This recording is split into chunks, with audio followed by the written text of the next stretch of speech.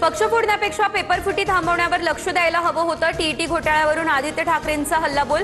अधिवेशनात सरकारला जाब विचारणार अंबादास दानवे आक्रमक। पेपर लीक नाही, युवकांच्या भविष्याची चोरी। देशाच्या शिक्षण व्यवस्थेला वसुली सिस्टीम बनवलंय। टीईटी पेपरफुटीवरून राहुल गांधी यांची सरकारवरही टीका।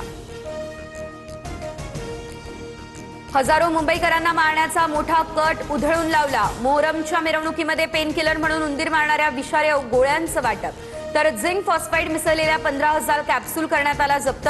आरोपी अटकेत। प्रकरणात दहशतवादी कट असल्याचा देखील संशय।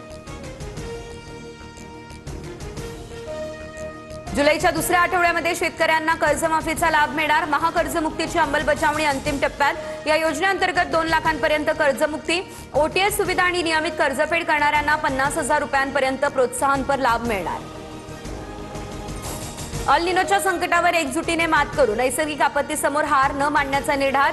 शेतकऱ्यांना मदत करताना तडजोड करणार नाही। विशेष लेखातून मुख्यमंत्र्यांनी दिला आश्वासन। 7 महिन्यांनंतर लासलगावमध्ये कांद्याने ओलांडला 2,000 रुपयांचा टप्पा। सरासरी दर 2,101 रुपये प्रति क्विंटल। कांदा उत्पादकांना मिळाला मोठा दिलासा।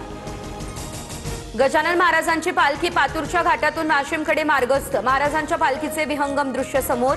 डोंगरमाथ्यातून पालखी मार्गक्रमण करतानाचे हे अविस्मरणीय दृश्य। जम्मू काश्मीरमध्ये 5.7 रिश्टर स्केलचा भूकंप। श्रीनगरसह बारामुल्ला, गुलमर्ग भूकंपाच्या धक्क्यांनी हादरलं। तुर्कमेनिस्तान या ठिकाणी भूकंपाचं केंद्र असल्याची माहिती।